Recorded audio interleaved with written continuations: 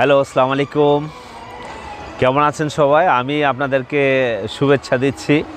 পশ্চিমবঙ্গের সর্বদক্ষিণ একটি স্থান, সেটা এই বঙ্গোপসাগরের পাড়ে, নামটা হলো দীঘা। পশ্চিমবঙ্গের সর্বদক্ষিণের একটা ট্যুরিজম স্পট।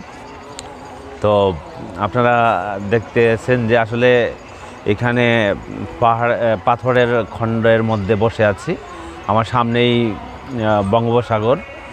এখানে আসার উদ্দেশ্য একটাই, যে আমাদের যে বাংলাদেশে যে ওয়ার্ল্ড লার্জেস্ট সি বিচ রয়েছে কক্সবাজার, সেই বিচের তুলনায় এখানকার বিচের অবস্থা কীরকম, দেখতে কীরকম, বা এখানকার পরিবেশ বা সমুদ্রের প্রতাপটা কীরকম, এটা পরখ করার জন্য আসা।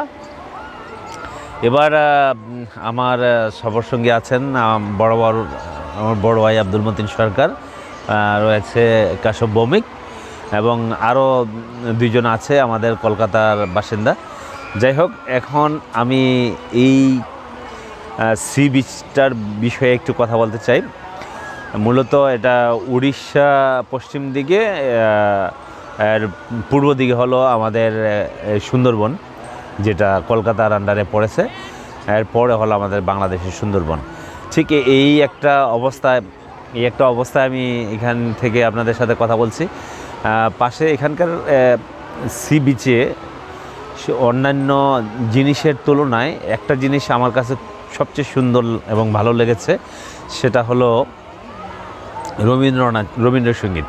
এরা প্রত্যেকটি স্পটে একটা করে স্পিকার দিয়ে এরা রবীন্দ্রসঙ্গীত বাজাচ্ছেন। এটা নন স্টপ চলে। আমরা রাতেও দেখেছি এইখানে রবীন্দ্রসঙ্গীতটা তারা লাগিয়েছিল। আসলে আমরা যখন আমাদের দৈনন্দিন জীবনে সংসার, বিজনেস এবং রাজনীতি, সমাজনীতি সব কিছুতে যখন আমরা অধিষ্ঠ হয়ে যাই, আমরা যখন আমাদের জীবনের সাথে পরাস্ত হয়ে যাই, তখন এই সমস্ত মুভমেন্টে পাশাপাশি রবীন্দ্রসঙ্গীত শুনে, যখন নিঝুম রাত বা সমুদ্রের গর্জনের পাশাপাশি এরকম রবীন্দ্রসঙ্গীত আপনাকে সত্যি মুগ্ধ করবে। তো দর্শক, এই বলে এখানেই শেষ করছি।